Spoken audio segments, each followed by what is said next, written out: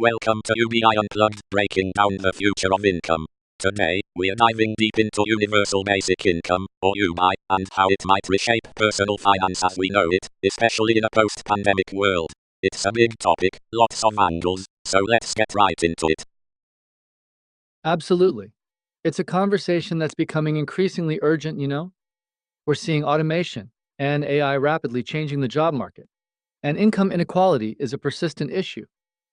UBI is increasingly seen as a potential solution, or at least a significant piece of the puzzle. I don't know. It all sounds good on paper, but the devil's always in the details, isn't it? Free money for everyone? What about the cost? What about people just not working? The incentives seem all wrong. That's a fair point. There are definitely potential pitfalls, but it's not just about free money. It's about providing a safety net, a foundation. We need to think critically about how it's structured, how it interacts with existing welfare programs, and what the potential unintended consequences might be. It's not a simple switch, but a complex system to integrate. Exactly. It's not a silver bullet, it's a foundation. Think of it like this. If people have their basic needs met, they're more likely to invest in education, start businesses, contribute to their communities. It's an investment in human potential. And there's good evidence on both short-term and potentially long-term gains on this kind of investment. Invest in human potential? That sounds great, but where's the evidence that people will actually do that? I can just as easily see them spending it on, well, things that don't improve their lives or society, like lottery tickets or things of that nature. That's the key, isn't it? It's about financial literacy and access to opportunities. If you just give people money without also providing education and resources, you might not see the desired outcomes.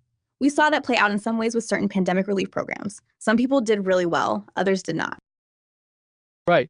And the evidence we've seen from basic income pilots, like the one in Ontario, actually suggests that people do tend to use the money responsibly. They invest in themselves, their families, their health. There's even evidence suggesting that it improves mental health, reduces stress, which in turn can lead to better decision-making. That Ontario pilot, didn't that get shut down prematurely? Doesn't that say something about its viability? About the political will to actually sustain these things long term? Or the feasibility? Because the political volatility is key. That's precisely the point. The Ontario pilot was a valuable experiment, but its abrupt termination, regardless of the reasons, highlights the political challenges and the need for more rigorous evaluation and sustained commitment. It needs to be insulated from political whims to truly be effective. Otherwise, you risk doing more harm than good. There was a real human cost to that abrupt ending as I understand it. Absolutely. The abrupt cancellation undermined the potential long-term benefits and created uncertainty for participants. And that uncertainty, that instability can negate some of the positive impacts. It's like starting a plant and then ripping it out of the ground before it has a chance to take root. We also need to look at the class action lawsuit against the Ontario government. Holding politicians accountable for demonstrably causing harm to vulnerable populations is vital. A lawsuit, I hadn't heard about that or looked at the details. Okay, that adds another layer of complexity to the discussion. It does. And it underscores the need for careful consideration of the legal and ethical implications of implementing and then potentially dismantling such programs. It's not just about the economics, it's about the social contract and the government's responsibility to its citizens, especially the most vulnerable. Exactly. Let's shift gears and talk about India for a second. There's a lot of discussion there about UBI as a way to address rising inequality and jobless growth, particularly with automation impacting the job market. They already have existing cash transfer schemes, but they face challenges with inclusion and exclusion errors, getting the money to the right people effectively. India? That's a whole different ballgame. The scale is massive. The infrastructure is, well, it's not as developed as in other countries. How would you even begin to implement something like that effectively? The potential for corruption and mismanagement seems enormous. Is this feasible, actually? That's a valid concern. The article mentions the financial viability, noting that large-scale UBI models could cost anywhere from 3.5% to 11% of GDP. That's a huge range and a significant burden on the economy. It would necessitate either reallocating funds from existing welfare programs or increasing taxation, or even expanding the fiscal deficit. None of those options are particularly easy or politically palatable. True, but the alternative, doing nothing, has its own costs, right? Rising inequality, social unrest, decreased productivity. These all have economic consequences. And as the article points out, even a limited UBI pegged at 1% of GDP while small could be a starting point. The key is to start targeted, focusing on the most vulnerable populations, and then gradually expand as resources allow. Targeted implementation, that sounds more reasonable. But even then, how do you decide who qualifies? Isn't that just opening another can of worms? And isn't that just creating new bureaucracies that add to the waste and inefficiency of it all? That's the tricky part. You need clear, objective criteria, and you need to leverage technology to minimize administrative costs and potential for fraud. The JAM infrastructure, Jandan, Aadhaar, Mobile, that India has been developing is crucial for direct benefit transfers. But even that isn't perfect. There are issues with biometric failures and banking access in rural areas that need to be addressed. Right. The technological and logistical barriers are real. But that doesn't mean we shouldn't try. It means we need to be smart about how we design and implement the program. And the integration with existing welfare schemes is critical. UBI shouldn't replace programs like MGN Redress or the public distribution system. It should complement them, creating a more comprehensive safety net. So basically, we're just adding another layer on top of an already complex and potentially inefficient system. How does that simplify things? How does that reduce bureaucracy? Because that's what proponents always claim, right? That UBI will streamline things. The simplification argument is that UBI, in theory, eliminates the need for multiple targeted programs with different eligibility requirements and administrative structures. Instead of having a dozen different programs, you have one universal payment. However, in reality, it's unlikely that UBI would completely replace existing programs, at least not initially. So, you're right. There's a risk of adding another layer of complexity, at least in the short term. But over the long term, if designed effectively, UBI could lead to greater efficiency. By providing a basic income floor, it could reduce the demand for some targeted programs, allowing resources to be reallocated to other areas, like education or job training. And let's not forget the mental health benefits. The potential return on investment for every dollar spent on mental health supports is significant, so we need to consider that too. Mental health benefits, okay, I'm willing to entertain that. But is that really an economic argument, or is it more of a social argument? Because I think the two are often conflated, and it makes it hard to have a clear discussion about the actual costs and benefits. It's both, actually. Poor mental health has significant economic costs in terms of lost productivity, healthcare expenses, and social welfare spending.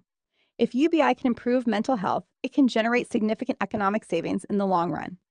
It's an investment in human capital that can yield both social and economic returns. Precisely. Think about the financial burden of mental illness in Canada, for example. It's enormous. And if basic income can mitigate that impact, as some studies suggest, then it's not just a social good, it's an economically sound policy. All right, you've convinced me that there might be some economic benefits to addressing mental health. But that still doesn't solve the problem of, what was it, the loss of meaning that Elon Musk talks about. People need a purpose, right? They need to feel like they're contributing something to society. Does UBI address that? That's a critical question and one that Musk raises quite compellingly. How do you design a social safety net that doesn't inadvertently diminish the value of work and personal responsibility? How do you promote a sense of contribution and accomplishment beyond financial compensation? It's a tricky balancing act. Maybe we can integrate UBI with programs that encourage volunteering or community involvement. I still feel like that would be complicated. Are there other ways we can approach the idea of contribution and accomplishment beyond just paid work? That's exactly where my thinking is going. Musk's concern about a loss of meaning and purpose is valid, but it's not an insurmountable problem. We need to reframe the concept of work. In a future where AI handles many of the traditional jobs, people can focus on activities that are more fulfilling and meaningful to them, whether it's creative pursuits, community service, or lifelong learning. And yes, let's integrate UBI into societal structures to counteract potentially negative side effects. It shouldn't just be about financial security, but about meaningful engagement and community building. Could we tie UBI to participation in skills training, volunteering, or community projects? Skills training? Now you're talking. That makes a lot more sense than just handing out money and hoping for the best. But who decides what skills are valuable? And how do you prevent those programs from becoming just another form of, well, government busywork? That's a real challenge. You need to align skills training programs with the needs of the labor market, and you need to ensure that they're effective and relevant. This requires collaboration between government, businesses, and educational institutions. And you need to be constantly evaluating and adapting the programs to ensure that they're meeting the needs of both individuals and the economy. Yes, and it's not just about job skills. It's about life skills, financial literacy, critical thinking. UBI can provide people with the breathing room to develop these skills, which can empower them to make better decisions about their lives and their futures. And this really gets to the heart of what the podcast is about: the intersection of UBI and the future of personalized finance. Personalized finance. That's a buzzword, isn't it? What does it even mean in the context of UBI? Everyone gets the same amount of money, right? So how's that personalized? It's personalized in the sense that individuals have the autonomy to decide how to use that money to meet their own unique needs and goals. Some might use it to pay for basic necessities, others might invest in education or training, and still others might start a business.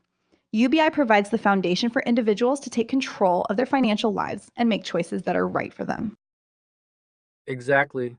It levels the playing field, giving everyone the opportunity to participate in the economy and build a better future for themselves and their families. And with increased access to financial literacy resources and investment opportunities, UBI can empower individuals to make informed decisions about their money and build wealth over time. Investment opportunities for people living on a basic income? That sounds a little far-fetched, doesn't it? I mean, are we really expecting people to become day traders with their UBI checks? Not necessarily day traders, but access to basic investment options like low-cost index funds or savings accounts can help people build a financial cushion and achieve long-term goals. And it's not just about individual investments. UBI can also stimulate local economies, creating new opportunities for businesses and entrepreneurs. I think people can take advantage of investments at all levels. The key is whether they have access to these systems. That's right. And UBI could be designed in a way that encourages saving and investment. For example, a portion of the UBI could be automatically deposited into a savings account or investment fund, with individuals having the option to opt out if they choose. The government managing cryptocurrency in a reserve is pretty bold in my opinion. Cryptocurrency? Now you've lost me. That's just gambling, isn't it?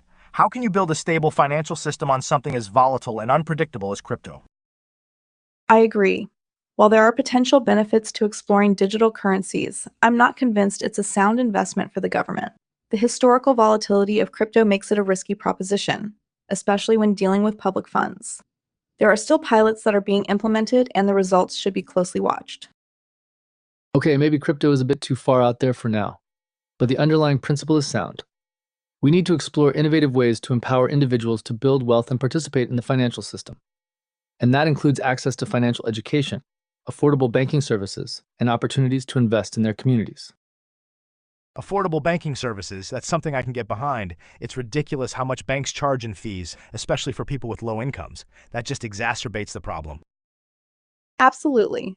And UBI could help to level the playing field by providing people with the resources to open and maintain bank accounts, access credit, and build a positive credit history. This, in turn, can open doors to better housing, employment, and other opportunities. Exactly. It's about creating a more equitable and inclusive financial system where everyone has the opportunity to thrive. And by investing in human potential, we can create a society that is more prosperous, more resilient, and more just. I'm still not entirely convinced about the whole UBI thing. There are too many potential downsides, too many unknowns. But I'm willing to concede that it's worth exploring, especially in light of the changing job market and the growing income inequality. I agree. It's not a perfect solution, and it's not a panacea. But it's a potentially valuable tool that we should consider, along with other policies, to create a more just and equitable society. The key is to approach it with a critical eye, to carefully evaluate the potential costs and benefits, and to be willing to adapt and adjust as we learn more. And to remember that it's not just about the economics. It's about the human impact. It's about empowering people to live lives of dignity, purpose, and meaning. And that's something that's worth fighting for. That was a really thorough exploration of UBI and its intersection with personalized finance. It's clear there are a lot of moving parts, and it isn't a simple yes or no answer. Thanks to both of you for sharing your insights.